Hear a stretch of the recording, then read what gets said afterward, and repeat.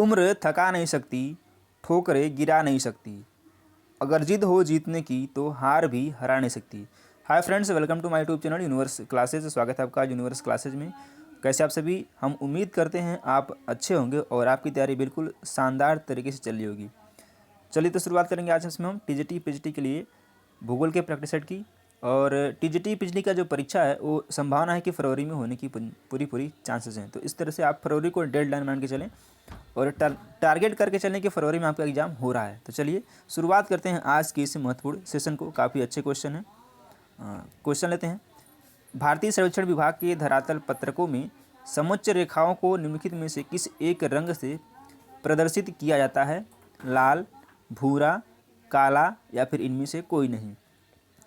तो किस रंग से इसको डिनोट किया जाता है, दिखाया जाता है या फिर प्रदर्शित किया जाता है? वह रंग है लाल। ए ऑप्शन क्या है? सही है। अगला क्वेश्चन लेते हैं। सामान्य रूप से महासागरीय सतह से जल का उच्चतम तापक्रम अंकित किया जाता है 12 बजे मध्याह्न में, 1 बजे अपराह्न में, 2 बजे अपराह्न में या फिर 3 बजे अपराह्न में। तो कब किया जाता है? यह किया जाता है 2 बजे अपराह्न में, यानी कि सी ऑप्शन क्या है? सही है। GIS किसका लघु रूप है? Global institute for soils, geographical international studies, geographical information system या फिर ग्लोबल इंफॉर्मेशन स्टैटिस्टिक्स। तो GIS यानी कि GIS किसका जो है ये शॉर्ट फॉर्म है, यह जो शॉर्ट फॉर्म है किसका है? जियोग्राफिकल इंफॉर्मेशन सिस्टम, यानी कि सी ऑप्शन क्या है हमारा? सही है। अगला क्वेश्चन लेते हैं। निम्नलिखित स्थलाकृतियों में से कौन कास्ट स्थलाकृतियों में सम्मिलित नहीं की जाती है? युवाला, अंधी घाटी, सीफ टिब्बा, निमग्न, संकरी घाटी। तो 34 का जो सही आंसर हो जाएगा वो हो जाएगा सीफ टिब्बा। सी ऑप्शन सही हो जाएगा। अवसादी चट्टानें अंततः किससे प्राप्त की जाती हैं या फिर होती हैं? पृथ्वी की गतिविधियों, समुद्री निक्षेप, रूपांतरित चट्टानों के अपक्षय या फिर आग्नेय चट्टानों के अपक्षय। तो अवसादी चट्टानें किससे प्राप्त की जाती हैं? करेक्ट आंसर हो जाएगा आग्नेय चट्टानों के अपक्षय से। डी ऑप्शन क्या है? सही है। निम्नलिखित में से कौन सा जलडमरू मध्य काला सागर और मरमरा सागर को जोड़ता है? बेरिंग जलडमरू मध्य, बोस्फोरस जलडमरू मध्य, मलक्का जलडमरू मध्य या फिर पाक जलडमरू मध्य। बात करेंगे इसमें 36 नंबर क्वेश्चन की। तो क्या है? बोस्फोरस जो जलसंधि है वह काला सागर को मरमरा सागर से जोड़ती है। तो कौन सा है? बोस्फोरस जलडमरू मध्य। बी ऑप्शन सही है। सूची को शुद्ध से मिलाना है। एक तरफ दिया है अवधारणा या सिद्धांत और दूसरी साइड दिया है उसके प्रतिपादक। आधार स्तर के प्रतिपादक कौन हैं? तो ये हैं JW पावेल। JW पावेल हैं आधार स्तंभ के स्तर के प्रतिपादक। समानांतर निवर्तन के प्रतिपादक कौन हैं? यह हैं W पेंक। W पेंक क्या हैं? समांतर निवर्तन के प्रतिपादक हैं। अपर्दन चक्र के प्रतिपादक कौन है? तो WM डेविस हैं। और बच जाता है लास्ट डी वाला, तो डी का हो जाएगा ए। तो ए का 3, बी का 2, ए का 3, बी का 2। ऑप्शन नंबर ए और सी में दिख रहा है। उसके बाद बात करते हैं सी का 4। तो सिर्फ और सिर्फ ऑप्शन नंबर ए में दिख रहा है, तो ए वाला क्या हो जाएगा? करेक्ट हो जाएगा। निम्नलिखित में से कौन सा भिन्न है? पॉलीग्राफ, बैंड ग्राफ, साधारण रेखा ग्राफ या फिर मिश्रित दंडारेख। तो इनमें से सबसे जो भिन्न है वो क्या है? वह है साधारण रेखा ग्राफ। सी ऑप्शन क्या है? सही हो जाएगा। जल योजन प्रक्रिया का संबंध किससे है? भौतिक और जैविक प्रक्रिया से, भौतिक और रासायनिक प्रक्रिया से, जैविक और रासायनिक प्रक्रिया से या फिर रासायनिक प्रक्रिया से। जल योजन पूछा जा रहा है कि इसका संबंध किससे है? तो इसका जो संबंध है भौतिक और रासायनिक प्रक्रिया से है। बी ऑप्शन क्या है? करेक्ट हो जाएगा। अगला क्वेश्चन लेते हैं और उम्मीद करते हैं कि सेशन आपको पसंद आ रहा होगा। और यदि आप इसके साथ साथ सीटेट या फिर सुपर टेट की तैयारी करते हैं तो रोज़ शाम को 5 बजे आपको मैथ की प्रैक्टिस सेट मिल रही है। 5 बजे मैथ की प्रैक्टिस सेट मिली, जो कि सीटेट और यूपी टेट और सुपर टेट सभी के लिए क्या है? इंपॉर्टेंट है। तो 5 बजे इसको आप विजिट करें और मैथ की प्रैक्टिस धुआंधार तरीके से चल रही है, उसको ज़रूर आप विजिट करें और करें। चलिए, हडसन मोहाक घाटी स्थित है फ्रांस में, यूनाइटेड किंगडम में, संयुक्त राज्य अमेरिका में या फिर कनाडा में। तो कहाँ स्थित है? यह स्थित है संयुक्त राज्य अमेरिका में। सी ऑप्शन क्या हो जाएगा, सही हो जाएगा। भू अभिनति की अवधारणा किसने प्रतिपादित की थी? होम्स, जेम्स हटन, हाग एवं डाना या फिर JW पावल ने। तो इसका प्रतिपादन किया था हाग एवं डाना ने। ऑप्शन नंबर सी करेक्ट है। और यदि अभी तक आपने चैनल को सब्सक्राइब नहीं किया तो सब्सक्राइब कर लीजिए, बेल आइकन प्रेस करिए जिससे कि आपको सबसे पहले नोटिफिकेशन मिल पाए। निम्नलिखित में से कौन भारत की सबसे प्राचीन पर्वत श्रृंखला है? पश्चिमी घाट, पूर्वी घाट, अरावली या फिर हिमालय। यह कई बार रिपीटेड क्वेश्चन है और इम्पॉर्टेंट क्वेश्चन भी है। तो कौन सी पर्वत श्रृंखला है? यह है अरावली पर्वत श्रृंखला और यह भारत की सबसे प्राचीन पर्वत श्रृंखला है। और यह श्रृंखला विश्व की प्राचीनतम पर्वत श्रृंखला है। विश्व की भी, भारत के साथ साथ विश्व की भी प्राचीनतम पर्वत श्रृंखला है। और इसका विस्तार कहाँ पे है? दिल्ली से पालनपुर तक है। अलवर में इसे हर्षनाथ की पहाड़ी तथा उदयपुर में जगी हुई पहाड़ी कहा जाता है। और इसका स्थानीय जो नाम है वो क्या है? मेवाड़ पहाड़ी। इसका स्थानीय नाम क्या है? मेवाड़ पहाड़ी। इसको भी आपको याद रखना है। पंजशीर घाटी स्थित है अफगानिस्तान में, मिस्र में, ईरान में या फिर तुर्की में। कहाँ है? यह है अफगानिस्तान में। ये ऑप्शन करेक्ट है। और यह कहाँ, अफगानिस्तान की राजधानी कहाँ पे है? काबुल से 150 किलोमीटर उत्तर में हिंदू कुश पर्वत के समीप स्थित है। ये भी आपको याद रखना है। अगला क्वेश्चन लेते हैं। निम्नलिखित में से कौन सा अध्यारोपित नदी के विषय में सही है? अध्यारोपित पूछा है, ध्यान दीजिएगा। इसकी संरचना के साथ पूर्ण सामंजस्य होता है।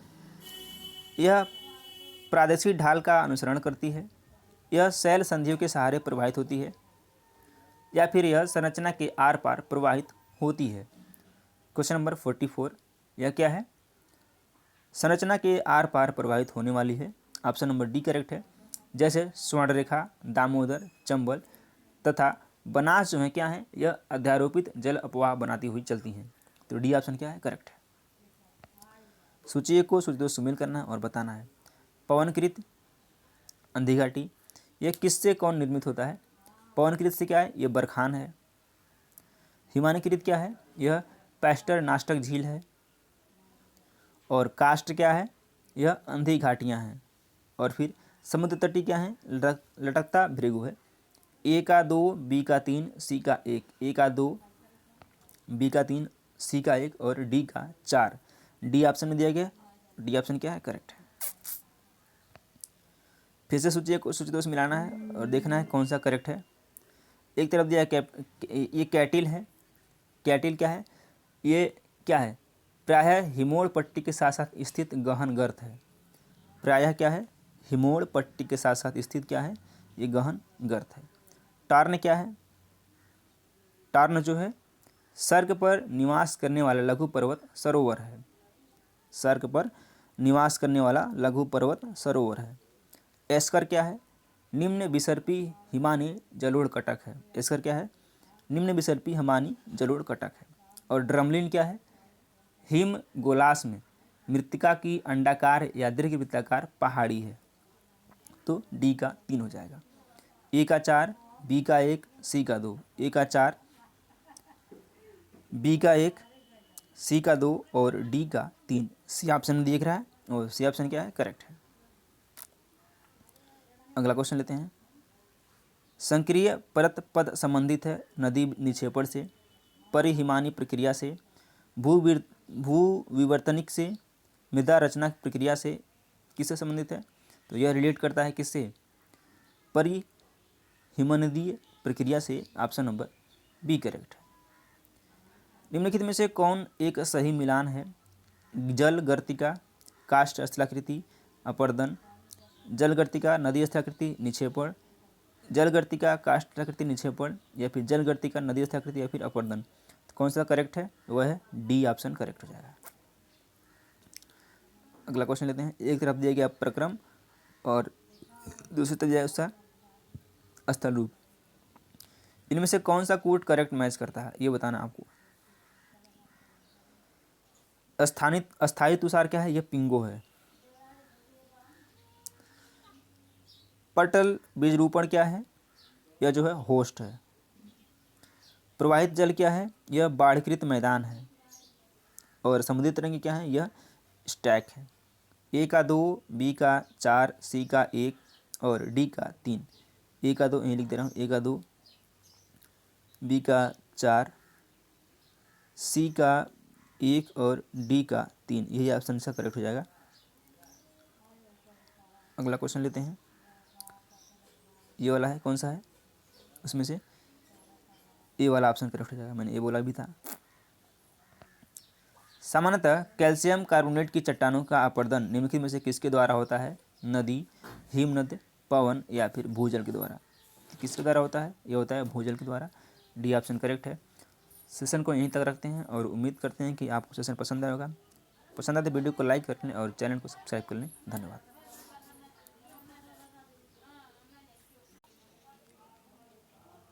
आँखों में जुनून और दिल में चिंगारी रखो, जिंदा रहना है तो तरकीबें बहुत सारी रखो, राह के पत्थर तो कुछ भी नहीं है, मंजिलें आवाज़ देंगी सफ़र जारी रखो। यदि आप भी किसी कॉम्पिटिटिव एग्जाम की तैयारी कर रहे हैं तो आपको कंटिन्यूअस यानी कि कंटिन्यू आपको काम आपका अपना करते रहना है और आपको सफलता ज़रूर मिलने वाली है, सफलता ज़रूर आपको मिलेगी। तो चलिए शुरुआत करते हैं आज के सेशन में भूगोल की प्रैक्टिस सेट की। तो नमस्कार दोस्तों, मैं राम सिंह आपका स्वागत करता हूँ। चलिए देखते हैं।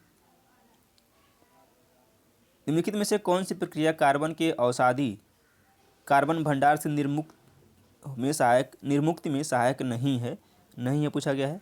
जीवाश्म ईंधन का दहन, शैलों का अपरदन, शैल संस्तरों का वलन, ज्वालामुखीयता। तो कौन सा जो है कार्बन के अवसादी कार्बन भंडार से निर्मुक्ति में सहायक नहीं है? 61 का क्वेश्चन। तो इसका जो करेक्ट आंसर हो जाएगा वो क्या हो जाएगा? शैल संस्तरों का वलन। सी ऑप्शन क्या है? करेक्ट है। अगला क्वेश्चन लेते हैं। एक तरफ दिया चट्टाने और दूसरी तरफ दिया उससे निर्मित होने वाले। बेसाल्ट से क्या बनता है? शिस्ट बनता है। बेसाल्ट से शिस्ट बनेगा।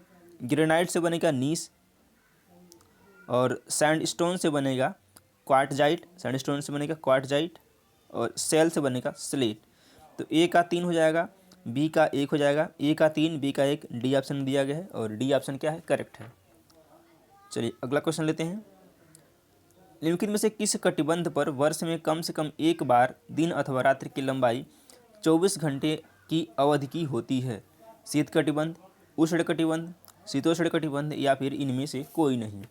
तो यह होता है शीत कटिबंध में।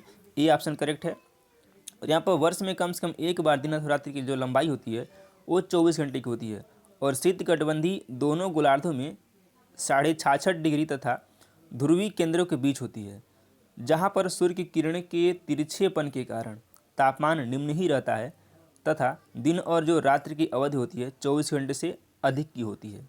ध्रुवों पर 6 महीने का दिन और 6 महीने की रात होती है। कहाँ पे? ध्रुवों पे। अगला क्वेश्चन। सूर्य के निकटतम ग्रह है शुक्र, मंगल, बुध या फिर पृथ्वी। तो सूर्य के जो सबसे निकटतम ग्रह है वो कौन सा है? वह बुध है। तो ऑप्शन नंबर सी करेक्ट हो जाएगा। बुध, शुक्र, पृथ्वी, मंगल, ये ग्रहों का क्रम है। तो सी ऑप्शन से क्या है? सही है। डोलड्रम निम्न अक्षांश रेखाओं के मध्य स्थित है। 30 से 40 डिग्री उत्तरी व दक्षिणी अक्षांश, 25 से 60 डिग्री उत्तरी व दक्षिणी अक्षांश, 5 डिग्री उत्तर व 5 डिग्री दक्षिण अक्षांश, 5 डिग्री से 30 डिग्री उत्तर व दक्षिणी अक्षांश। तो कहाँ स्थित है? यह स्थित है 5 डिग्री उत्तर व 5 डिग्री दक्षिण अक्षांश के बीच में। ऑप्शन नंबर सी सही है। सूर्य के प्रकाश को पृथ्वी पर पहुंचने में कितना समय लगता है? 8 minute 16.6 second, 16 minute 8 second, 30 minute 8 second या फिर 8 मिनट 8 सेकेंड 20 सेकेंड। तो इसका आंसर आप सभी को पता होगा कि सूर्य के जो प्रकाश है उसको पृथ्वी तक पहुंचने में कितना समय लगता है। यदि हम बात करें सेकेंड्स में तो ये लगता है 500 सेकेंड लगभग, लेकिन इसको माना गया है 8 मिनट 16.6 सेकेंड। ए ऑप्शन क्या है? सही है। कर्क रेखा भारत के निम्नलिखित प्रांतों में से किससे होकर नहीं गुजरती है? किससे होकर नहीं गुजरती पूछा गया है। मध्य प्रदेश, उत्तर प्रदेश, गुजरात और झारखंड। तो कर्क रेखा भारत के 8 राज्यों से होकर गुजरती है और वो कहाँ से गुजरती है पहले नोट कर लीजिए। गुजरात, राजस्थान, यानी 8 राज्य कौन कौन से हैं? गुजरात, राजस्थान, मध्य प्रदेश, छत्तीसगढ़, झारखंड, पश्चिम बंगाल, त्रिपुरा और मिजोरम है। तो इसमें से कौन सा राज्य नहीं है? उत्तर प्रदेश से करके रेखा नहीं गुजरती है, तो बी ऑप्शन क्या हो जाएगा? करेक्ट हो जाएगा। निम्नलिखित कथन पर विचार कीजिए तथा कारण को ध्यान में रखकर दिए गए कूटों से सही उत्तर का चयन करना है। बृहद मरुस्थल निम्न अक्षांश पर अवस्थित होते हैं। कारण क्या है? महाद्वीपीय विस्थापन के फलस्वरूप वे उच्च अक्षांशों से हटकर निम्न अक्षांशों में आ गए हैं। ए और आर दोनों सही है और आर ए की सही व्याख्या है। और बी है ए और आर दोनों सही हैं परंतु आर ए की सही व्याख्या नहीं है। या फिर सी है ए सही है किंतु आर गलत है। और डी है ए गलत है किंतु आर सही है। तो इसका जो करेक्ट आंसर हो जाएगा वो क्या हो जाएगा? ए और आर दोनों सही हैं लेकिन आर ए की सही व्याख्या नहीं है। बी ऑप्शन क्या है? करेक्ट है। अगला क्वेश्चन लेते हैं। किसी नदी के खड़े पार्श्व वाली गहरी व संकीर्ण घाटी को क्या कहते हैं? कगार, कटक, भृगु या फिर महाखंड। तो सातवें का क्या हो जाएगा? इसे बोलते हैं महाखंड। डी ऑप्शन क्या हो जाएगा? बिल्कुल सही हो जाएगा। और यदि आपने अभी तक चैनल को सब्सक्राइब नहीं किया है तो सब्सक्राइब कर लीजिए, और जिससे कि आपको सबसे पहले नोटिफिकेशन मिल पाए। भूकंप की प्रबलता मापी जाती है एनीमोमीटर द्वारा, वर्नियर मापनी द्वारा, प्लैनीमीटर द्वारा या फिर रिक्टर स्केल के द्वारा। तो भूकंप की जो तीव्रता है या फिर उसकी प्रबलता है वह मापी जाती है रिक्टर स्केल के द्वारा। डी ऑप्शन क्या है? करेक्ट है। विक्षेप बल यानी कोरियालिस फोर्स उत्पन्न होता है वायुदाब के अंतर से, पृथ्वी के परिभ्रमण से, तापमान के अंतर से या फिर उच्चावची विषमता से। तो इस किससे उत्पन्न होता है? यह उत्पन्न होता है पृथ्वी के परिभ्रमण से। ऑप्शन नंबर बी सही है। निम्नलिखित में से कौन सा कथन असत्य है? असत्य पूछा गया है। परत अपरदन में गहरी नालियाँ बनती हैं। चीका मिट्टी में कण बहुत महीन होते हैं। काली मिट्टी को रूसी भाषा में चरनोजम कहा जाता है। या फिर डी ज्वालामुखी क्रिया से बनने वाली मिट्टी ज्वालामुखी मिट्टी कहलाती है। तो 10वें का जो करेक्ट आंसर हो जाएगा वो हो जाएगा ए, परत अपरदन में गहरी नालियाँ नहीं बनती हैं। ऑप्शन नंबर ए करेक्ट हो जाएगा। यानी कि परत अपरदन में गहरी नालियाँ बनती हैं, ये गलत है, नहीं बनती हैं।